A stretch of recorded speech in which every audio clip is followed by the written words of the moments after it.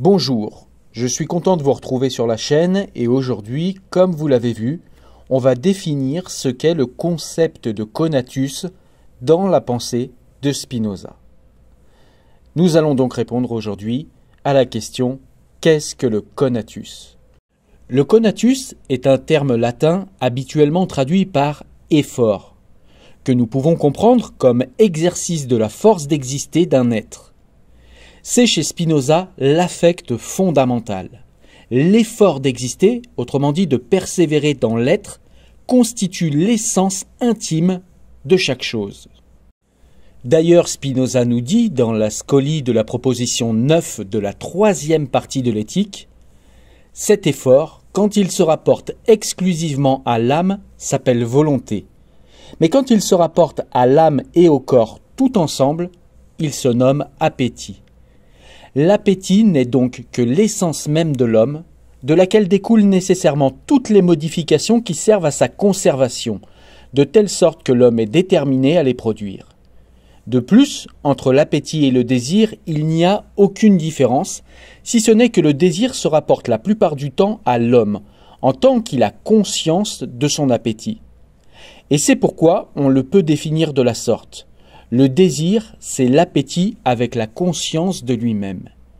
Il résulte de tout cela que ce qui fonde l'effort, le vouloir, l'appétit, le désir, ce n'est pas qu'on ait jugé qu'une chose est bonne, mais au contraire, on juge qu'une chose est bonne par cela même qu'on y tend par l'effort, le vouloir, l'appétit, le désir.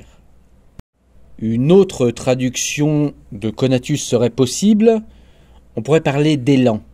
Mais le problème avec l'élan, c'est que ce mot suggère la présence d'une finalité externe et qu'il n'y a pas de finalité chez Spinoza.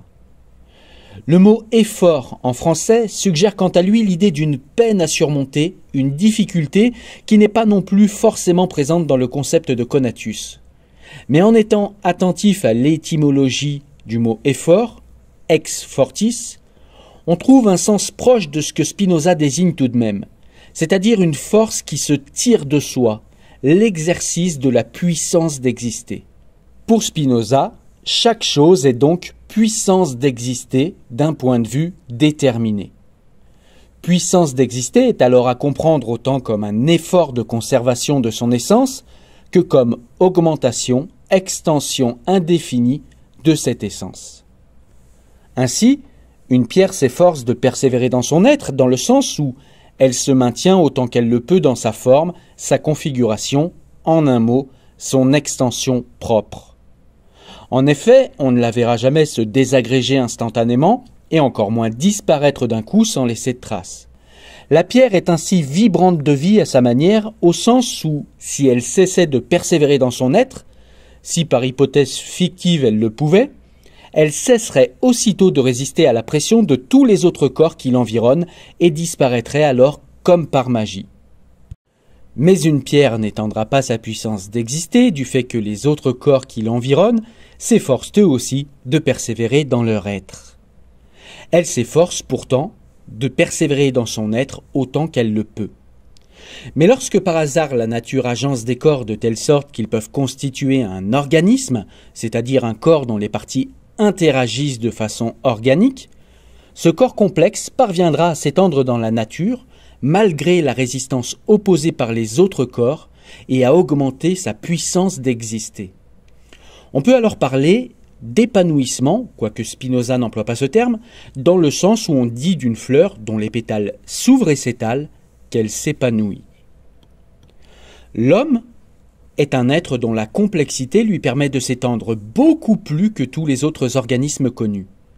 La joie, ou augmentation de notre puissance d'exister, c'est-à-dire pour un corps de s'étendre malgré la résistance des autres corps, est épanouissement de notre puissance d'exister. Le dernier point qu'il nous faut comprendre pour être complet sur le conatus, c'est de comprendre que le conatus, je l'ai dit, est un épanouissement de notre puissance d'exister. Et cet épanouissement de notre puissance d'exister est directement relié à la joie. C'est-à-dire que plus votre conatus sera puissant, plus votre épanouissement et votre puissance d'exister seront important et plus vous ressentirez de la joie.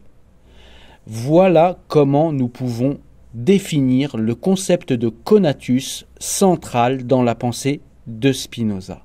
Voilà, j'espère que j'ai pu vous aider à comprendre ce qu'est ce concept de conatus. Quant à moi, je vous dis à très bientôt sur la chaîne. N'hésitez pas à vous abonner pour ne manquer aucun audio et aucune vidéo diffusée sur la chaîne. Je tenais également à remercier toutes les personnes qui nous suivent en podcast. Vous êtes de plus en plus nombreux.